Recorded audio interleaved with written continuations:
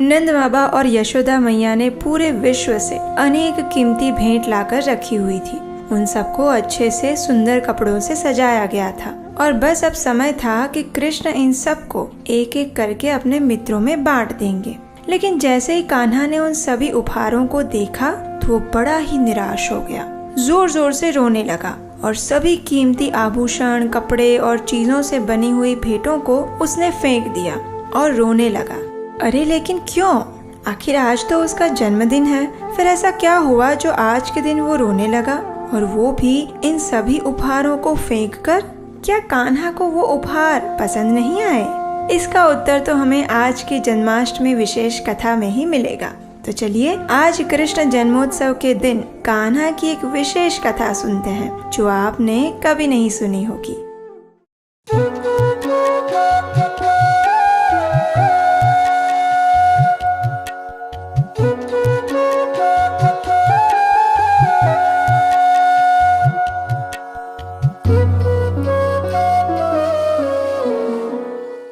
हरे कृष्णा।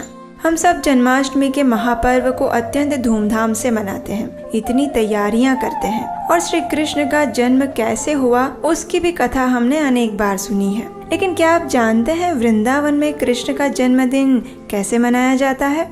तो चलिए आज कृष्ण के जन्मदिन के अवसर पर हम आपको वृंदावन में लेकर चलते हैं, जहां हम देखेंगे कि आखिर नंद बाबा और यशोदा मैया कृष्ण का जन्मदिन कैसे मनाते हैं। तो सबसे पहले तो कृष्ण के जन्मदिन के अवसर पर भव्य तैयारियां होती है। पूरा वृंदावन उस समय आनंद और उत्साह से छलक रहा होता है और कान्हा के जन्मदिन की शुरुआत होती है प्रातः काल में यशोदा मैया द्वारा आयोजित अनेक पूजा पाठ और यज्ञ इत्यादि के साथ। नंद महाराज द्वारा अनेक ब्राह्मणों को आमंत्रित किया जाता है और ऋषि शांडिल्य द्वारा बताई गई हर पूजा विधि को संपन्न किया जाता है। इन सब के अंदर कहीं भी कोई भी कमी नहीं रहती, क्योंकि यशोदा मैया कान्हा के जन्मदिन की पूजा के विषय में अधिक सतर्क रहती है, इसलिए सारी पूजा और विधि एकदम संपूर्ण होते हैं। कान्हा को भी इन पूजाओं में बैठने में बड़ा मजा आता है।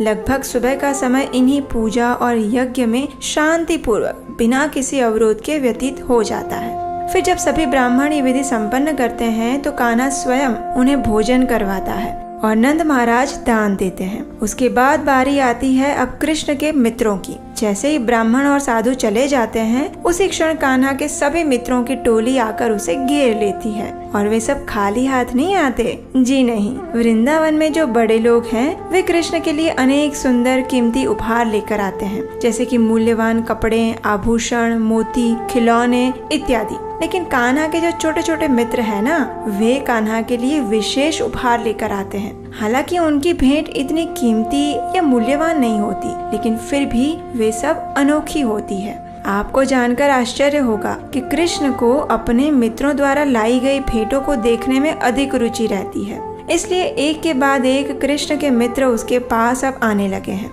अपनी अपनी भेंट लेकर। सबसे पहले आया भद्रा, और जानते हैं उसने कृष्ण को क्या उपहार दिया?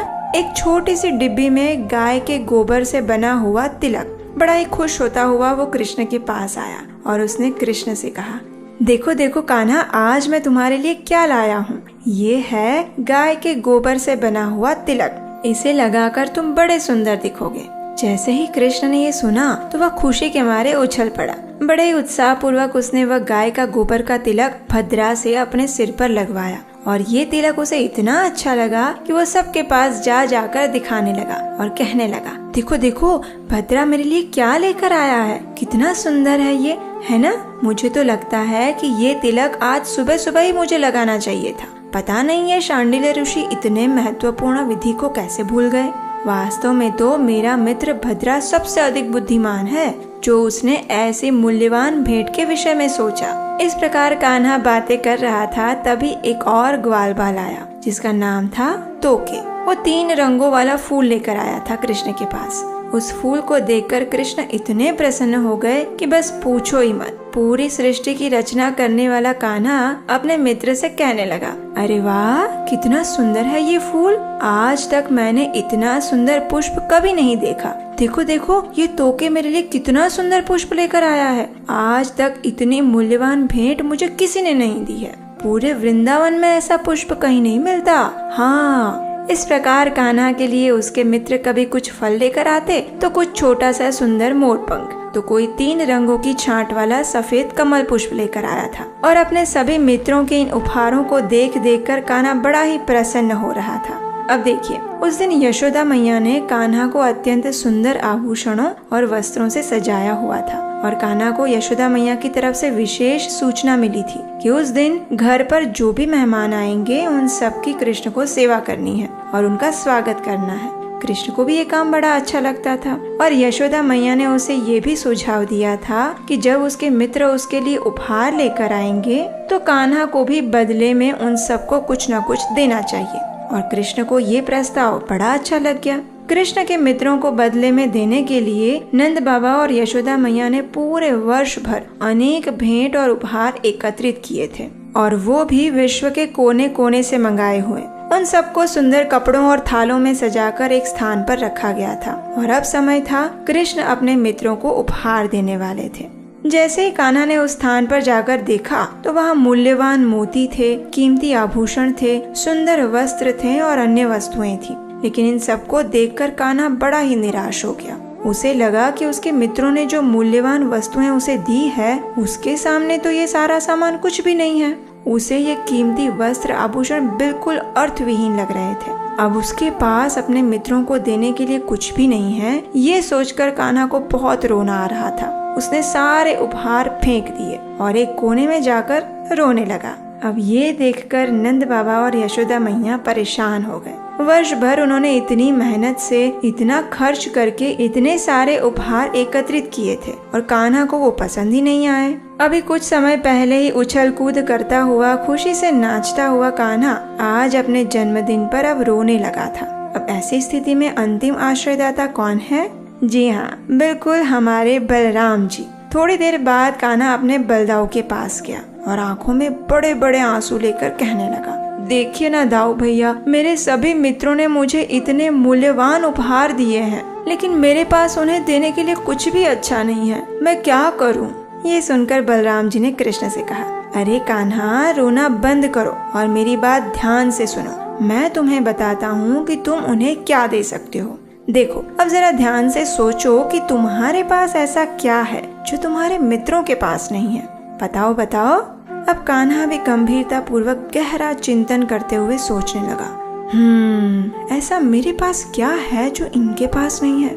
और अचानक से कान्हा के मन में विचार आया और जो भी वस्त्र, आभूषण और उपहार उसने फेंक दिए थे उन सब के ऊपर चढ़कर भागता हुआ वो अपने मित्रों के पास पहुंच गया। अब फिर से उसके चेहरे पर मुस्कान थी और पैरों में उछल कूद करता हुआ आनंद।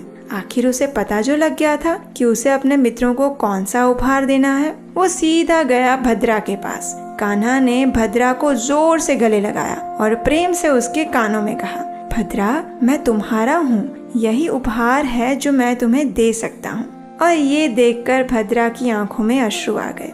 आज तक ऐसा उपहार उसे कभी नहीं मिला था। आखिर कृष्ण ने स्वयं अपने आप को ही दे दिया था। इससे बड़ा उपहार क्या हो सकता है ना? तो बस इस प्रकार कान्हा ने जाकर अपने सभी मित्रों को गले से लगाया और स्वयं को उन्हें सौंप दिया।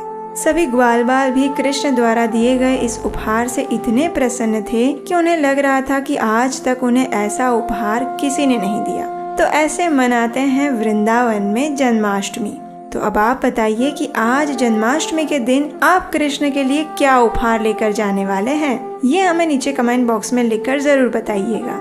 और ऐसे ही मधुर कथाओं को बनाने में हमारा सहयोग देने हेतु स्क्रीन पर दिए गए नंबर पर आप हमें अपना आर्थिक योगदान भेज सकते हैं। इस कृष्ण कथा को किसी ने नहीं सुना होगा, तो इसे अपने अधिक से अधिक मित्रों को और परिवारजनों को शेयर करिए और आपके अपने इस चैनल को सब्सक्राइब कीजिए।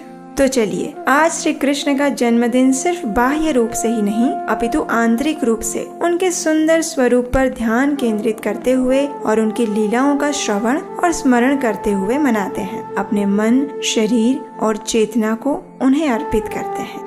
हरे कृष्ण।